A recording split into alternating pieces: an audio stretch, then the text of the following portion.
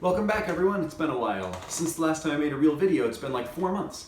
I spent the first 3 living in Africa, where I was a teacher, and then the last one more or less just moving into this new room.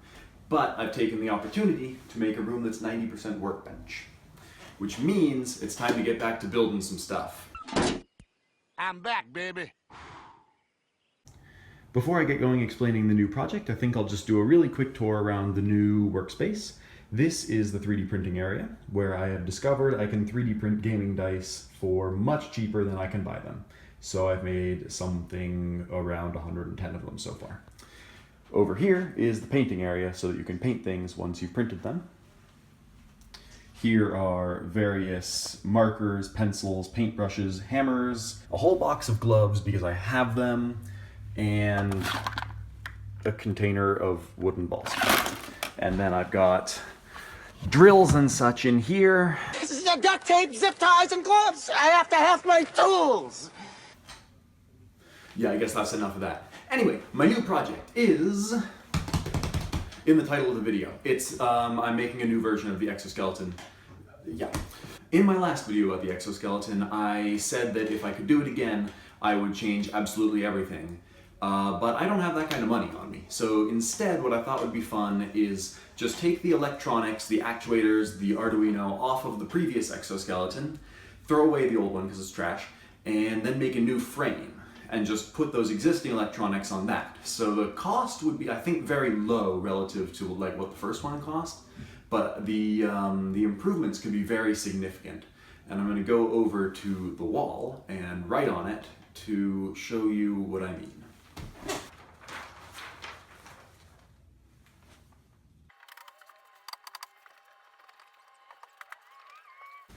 So as you can see from this painstakingly accurate drawing of my first exoskeleton, one of the central aspects of the design was that I was actually inside the suit, which is unusual for homemade exoskeletons, which, to be fair, is not a big category. Anyway, that's not really the best way to do it because it's way more dangerous. If anything goes wrong, I'm stuck in it. My arms are gonna break. Yeah, it's able to. That popped. And it's also way harder to get into because if I could just put it on, you know, like a backpack and there's nothing in the front, then, you know, it doesn't take half an hour, which it did every time before. The other thing is that the arms actually didn't bend nearly as far as I wanted them to originally. They did more like this motion than this motion, which is really what I want, so that it looks like I'm accomplishing something. So, fairly obviously, the solution there would be to put the actuator so that instead of attaching here on the forearm, which is what I was doing before, and it meant that it only contracted about this much, so that angle, I would attach it here, and then this would contract 4 inches, and that same contraction would make the arm bend a whole lot more. The final problem, besides being the episode where Sherlock finally lost its mind, is that this suit did not actually do very well at distributing the weight anywhere that wasn't my shoulders. In fact, I had 2 little strips of webbing here, and that is where all the weight went. When we were testing, I had to put a towel under those bands because that was the best way with that design to just spread out the weight a little more so that I didn't end up with giant gouges in my shoulders. Fortunately, they already make something for distributing weight that you're carrying evenly across your upper body, and it's called a backpack. And even more fortunately, I have gotten permission to completely ruin this hiking backpack in the name of science. So what I'm about to do is pull apart this backpack completely and then use poster board to try to come up with the shape and proportions of everything for the new design, and then I'll check back with you and see what I've created.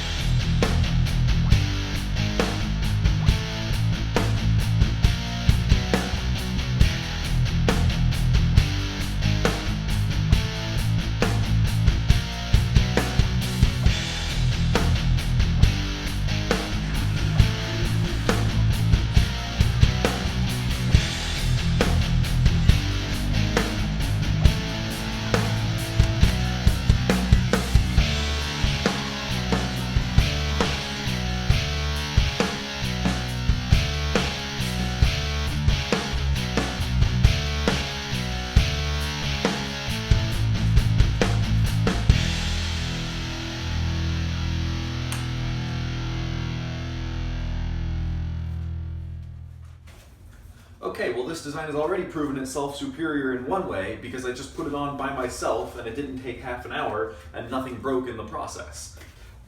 It also has a little bit better of a range of motion here. It goes all the way to horizontal, which is, I don't know, that's, if it's not good enough, then it's almost good enough.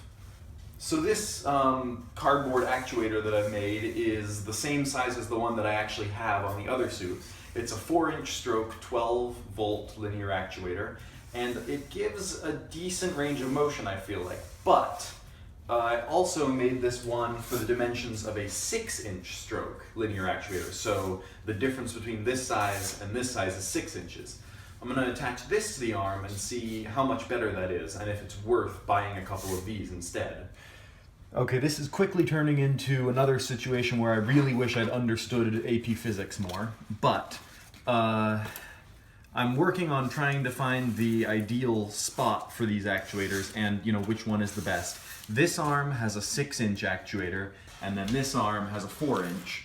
The 6-inch is, I mean, it is clearly better. It allows me to have the arm be a little more open at the bottom and quite a bit more closed at the top.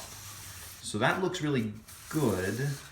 And then I added this part so that I could try some trial and error moving this forward closer to where the weight is, which I believe would allow you to lift heavier weights by quite a bit. The only problem is when you start moving this outward, the straightness of the arm at its most straightened position gets a lot less so. It suddenly you're like almost a 90-degree angle when it's straight. So that might not be ideal. I think I'm gonna find someone who knows physics and try to figure out what the actual advantage is if you move this an inch or two. Alright, that's really all I got for this week. Since I'm on gap year and I don't really have a job until February, I'm basically doing this full time for a few weeks. So I really should have the next video on this out in the next 5 days or so. In that, I'm going to have this same thing but made out of metal and probably with the actual actuators on it, so it might even like move and do things. Who knows? So that'll be pretty cool. You should check back in about that time and see.